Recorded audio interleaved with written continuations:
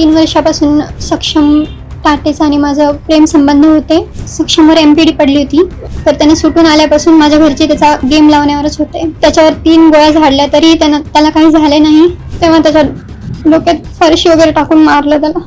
तुझं नाव काय? आचल गजानन मामिडवार. काय घटना काय झाली नेमकी? घटना काही झाली नाही. 3 वर्षापासून सक्षम टाटेचा आणि माझं प्रेम संबंध होते. माझ्या घरच्यांना ते मंजूर नव्हते, त्यासाठी त्यांनी त्याचा असा घात केला. कुणी काल कुणी त्याच्यावर म्हणजे वार? माझे वडील गजानन मामिडवार आणि माझे 2 भाऊ हिमेश मामिडवार आणि साहिल मामिडवार. कशाला गेला होता हा? बाहेर कशासाठी गेला होता आणि त्याला कसं म्हणजे प्लॅनिंग करून घेतलं? हे सक्षमवर MPD पडली होती, तर त्याने सुटून आल्यापासून माझ्या घरचे त्याचा गेम लावण्यावरच होते. म्हणजे मला धमकी देत होते की त्याला मारून टाकणार, आणि त्याला गोड बोलून, त्याला भेटून, नशा वगैरे करू घालून मारलं त्याला. त्यानं त्याच्यावर 3 गोळ्या झाडल्या तरी त्याला काही झाले नाही. तेव्हा त्याच्या डोक्यात फरशी वगैरे टाकून मारलं त्याला. हा विरोध नेमका कशामुळे? आमचं प्रेम होतं आणि माझ्या पप्पांना मंजूर नव्हतं. कशामुळे? कास्टमुळे. तू दुसरं कोणाही सोबत बोल, मी करून देतो तुझं लग्न, असं बोलले होते ते मला. सक्षमची कोणती कास्ट आणि तुझी कोणती कास्ट? बुद्धिस्ट आहे. आणि तुझी? म्हणजे पद्मश्री. म्हणजे फक्त जात वेगळी असल्यामुळं? हां. आणि त्यांच्या अगोदरही काही दुश्मनी होती वाटते, पण अगोदर ते चांगले मित्र होते. तुझा भाऊ आणि? माझे 2 भाऊ आणि सक्षम आणि हे चांगले मित्र होते. नंतर आमच्या प्रेम संबंधामुळे त्याला मारण्यात आले. तुझी काय आता तुला काय म्हणजे काय तुझी भावना काय आता नेमकी? माझी भावना काहीच नाही, बस आम्हाला न्याय मिळाला पाहिजे. आरोपींना शिक्षा होईल. हां, आरोपींना शिक्षा व्हायलाच पाहिजे. काय शिक्षा व्हायला पाहिजे? फाशी. बरं, तुझ्या वडिलांनी भावांनी सक्षमला मारले, प्रेम कमी होणार आहे? नाही, मी लग्न करेल सक्षम सोबत.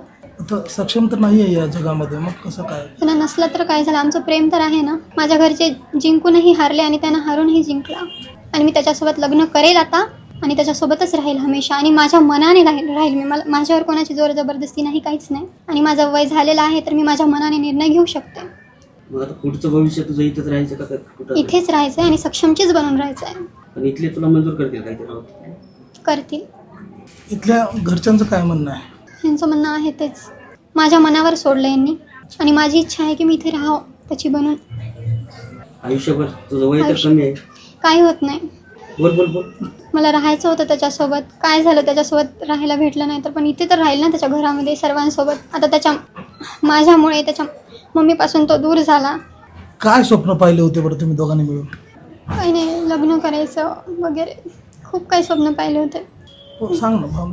काय सांगू आता, घरच्यांनी सगळे स्वप्न तर तोडून टाकले. एक इच्छा होती की लग्न करून सक्षमच्या घरात यावं म्हणून, असं नाही झालं.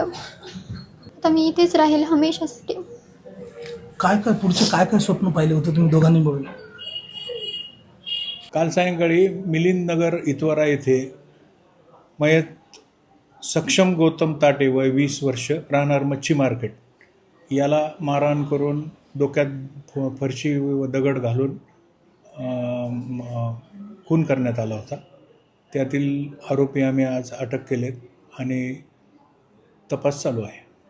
कोणत्या अंतर्गत गुन्हे दाखल झाले सर? काय गुन्हा BNSचे कलम 103, 61(2), 189, 190, 191(2), 193(3) म्हणजे कट रचने वगैरे. काय प्रकरण काय वाद? प्रकरणाचं आता काल गुन्हा दाखल झाला आहे. आज तपास सुरू झाला आहे. तपासात पूर्ण माहिती आल्यावर आम्ही देऊ. मुलीचं म्हणणं आहे सर की प्रेम प्रकरणातून ही हत्या करण्यात आली आहे. हो, असू शकतं, पण आता आमच्या तपासातून पूर्ण PCR मध्ये वगैरे तपास पूर्ण होईल, त्यावेळेस सांगता येईल. ॲट्रॉसिटी आहे, 325 आर्म ॲक्ट आहे, सगळं लागलेलं आहे. आरोपीचं नाव काय आणि किती जण अटक करण्यात? आरोपी एकंदर 6 आरोपी आहेत. त्यात जयश्री मदनसिंह ठाकूर, गजानन बालाजीराव मामेडवार, साहिल उर्फ सन्नी पिता मदनसिंह ठाकूर, सोमेश सुभाष लखे आणि वेदांत अशोक कुंदेकर, असे एकंदरीत 6 आरोपी आहेत. अटक आहेत. 3 दिवस पोलीस कोठडी.